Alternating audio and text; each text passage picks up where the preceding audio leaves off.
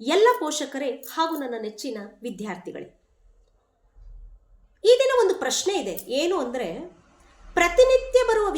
ಪ್ರತಿನಿತ್ಯ ಶಾಲೆಗೆ ಬರುವ ವಿದ್ಯಾರ್ಥಿಗಳು ಸ್ಕೋರ್ ಮಾಡ್ತಾರೆ, ಪಾಸ್ ಆಗ್ತಾರೆ, then next first class second class ಎಲ್ಲ ಬರ್ತಾರೆ, ರ್ಯಾಂಕ್ ಬರ್ತಾರೆ. ಆದರೆ ನಮ್ಮೆಲ್ಲರಿಗೂ ಒಂದು ದೊಡ್ಡ ಪ್ರಶ್ನೆಯಾಗಿ ಉಳಿದಿರೋದೇನು ಅಂದರೆ, ಶಾಲೆಗೆ ಗೈರು ಹಾಜರಾದ ವಿದ್ಯಾರ್ಥಿಗಳು ಹೇಗೆ SSLC ಪರೀಕ್ಷೆಯನ್ನು ಎದುರಿಸ್ತಾರೆ ಅಂತ. ಅದಕ್ಕೋಸ್ಕರ ನಾನು ಈ ವಿಡಿಯೋನ ಮಾಡ್ತಾ ಇದ್ದೀನಿ.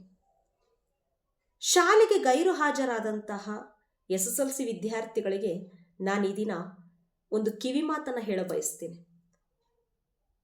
ಹೌದು ವಿದ್ಯಾರ್ಥಿಗಳೇ, ನೀವು ಹಾಜರಾಗಿ ಮನೆಯಲ್ಲಿರಬಹುದು, ಹಲವಾರು ಕೆಲಸ ಕಾರ್ಯಗಳನ್ನು ಮಾಡ್ತಾ ಇದ್ದೀರಾ ಜವಾಬ್ದಾರಿಯುತವಾಗಿ.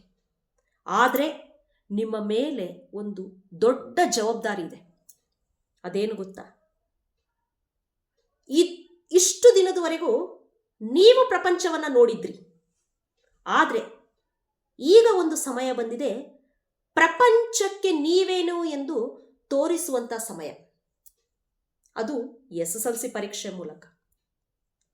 ಹಾಗಾದರೆ SSLC ಪರೀಕ್ಷೆ ಒಂದೇ ಸಾಕ ನಾವು ಪ್ರಪಂಚಕ್ಕೆ ನಮ್ಮ ಸಾಧನೆಯನ್ನು ತೋರಿಸೋದಕ್ಕೆ ಇರುವಂಥ ಒಂದು ಅವಕಾಶ ಅಂತ ನೀವು ಪ್ರಶ್ನೆ ಕೇಳ್ಬೋದು. ಖಂಡಿತ ಇಲ್ಲ. ಆದರೆ ನಿಮ್ಮಲ್ಲಿರುವಂಥ ಒಂದು ಎನರ್ಜಿಯನ್ನು, ಜ್ಞಾನವನ್ನು, ನಿಮ್ಮ ಸಾಧನೆಯನ್ನು ಪ್ರಪಂಚಕ್ಕೆ ಪರಿಚಯಿಸಲು ಇರುವಂಥ ಮೊದಲ ಹೆಜ್ಜೆಯೇ ಈ SSLC ಪರೀಕ್ಷೆ. ಎಲ್ಲರೂ ನೆನ್ಪಿಟ್ಕೋಬೇಕಿದು. ಮೊದಲ ಹೆಜ್ಜೆ ಇದು. ಯಾರು ಕೂಡ ಮೊದಲ ಹೆಜ್ಜೆಯನ್ನು ಇಡಬಾರ್ದು, ಗಾಯ ಆಗುತ್ತೆ. ನಂತರ ಹೆಜ್ಜೆ ಇಡೋದಕ್ಕೆ ಅದು ತೊಂದರೆ ಆಗುತ್ತೆ. ಈ ವಿಷಯ ಎಲ್ಲ ಪೋಷಕರಿಗೆ ಗೊತ್ತಿದೆ, ನಮಗೂ ಗೊತ್ತಿದೆ. ಆದರೆ ವಿದ್ಯಾರ್ಥಿಗಳಾದ ನಿಮಗೆ ಆ ಅನುಭವ ಇಲ್ಲ. ಅದಕ್ಕೋಸ್ಕರ ನೀವು SSLC ಪರೀಕ್ಷೆಯನ್ನು ಅಟೆಂಡ್ ಮಾಡಲೇಬೇಕು. ಯಾಕೆ ಗೊತ್ತಾ? ನಿಮಗೋಸ್ಕರ, ನಿಮ್ಮ ತಂದೆ ತಾಯಿಗೋಸ್ಕರ, ನಿಮಗೆ ಹೀಯಾಳಿಸಿ ಬೈದಂತಹ ಜನರಿಗೋಸ್ಕರ ನೀವು ಏನು ಅನ್ನೋದನ್ನು ತೋರಿಸಲೇಬೇಕಾಗಿದೆ. ನನಗೆ ಗೊತ್ತು, ಗೈರು ಹಾಜರಾದ ಮಕ್ಕಳು ಏನು ಕಡಿಮೆ ಇಲ್ಲ. ಅವರಲ್ಲಿ ಅಪಾರವಾದ ಶಕ್ತಿ ಇದೆ. ಅವರು ಕೈ ಬೊಬ್ಬೆ ಬರೋವರೆಗೂ ಹೊಲದಲ್ಲಿ ಕೆಲಸ ಮಾಡ್ತಾರೆ. ರಕ್ತ ಸುರಿತಿದ್ರೂ ಹೊಲದಲ್ಲಿ ಕೆಲಸ ಮಾಡುವಂಥ ಶಕ್ತಿ ಇದೆ ಅವರಲ್ಲಿ. ಮನೆಯಲ್ಲಿ ರಾಶಿ ರಾಶಿ ಪಾತ್ರೆಗಳನ್ನು ತೊಳಿತಾರೆ. ಕಾಡಲ್ಲಿ ಒಬ್ಬೊಬ್ಬರೇ ಹೋಗಿ ಹುಲ್ಲನ್ನು ಕಡ್ಕೊಂಬಂದು ಕೈ ಗಾಯ ಆದರೂ ಕೂಡ ಅದನ್ನು ಲೆಕ್ಕಿಸದೆ ಕಾಲಿಗೆ ಮುಳ್ಳು ಚುಚ್ಕೊಂಡು ಬಂದು ಹುಲ್ಲನ್ನು ತಂದು ಹೊರೆಯನ್ನು ಹೊತ್ತು ತಂದು ಹಾಕುವಂಥ ಎನರ್ಜಿ ಇದೆ ನಮ್ಮ ಈ ವಿದ್ಯಾರ್ಥಿಗಳಿಗೆ.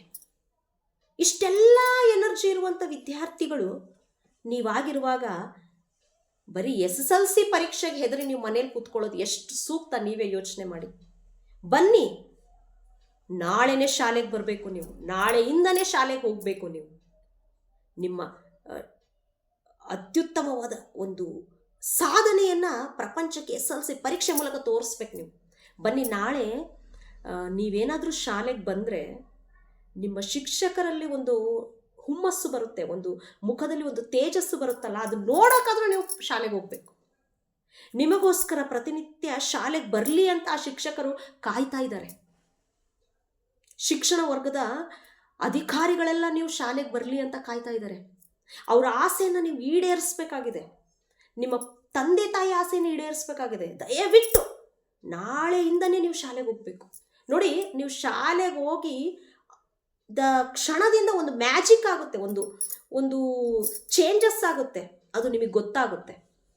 ಆದರೆ ನಿಮ್ಮಲ್ಲಿ ಒಂದು ಭಯ ಇದೆ, ನನಗೆ ಗೊತ್ತು. ಅದೇನಂದರೆ, ಇಷ್ಟು ದಿನ ನಾನು ಶಾಲೆಗೆ ಹೋಗಿಲ್ಲ, ಹೇಗಪ್ಪ ನಾನು ಓದೋದು ಅಂತ. ನೋಡಿ, ನೀವು ಯಾವ ಕ್ಷಣದಲ್ಲಾದರೂ ಓದೋದಕ್ಕೆ ಪ್ರಾರಂಭ ಮಾಡಿ.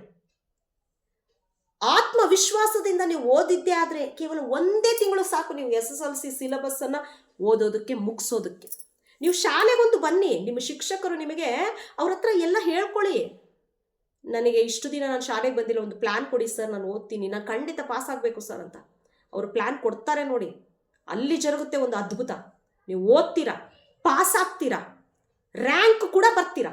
ನೀವೇ ರ್ಯಾಂಕ್ ಬರೋದು. ನಮ್ಮೆಲ್ಲರಿಗೂ ಆ ಒಂದು ವಿಶ್ವಾಸ ಇದೆ, ನೀವು ಚೆನ್ನಾಗಿ ಓದ್ತೀರಾ ಅಂತ. ಅದನ್ನೆಲ್ಲ ನೀವು ಈಡೇರಿಸಬೇಕು.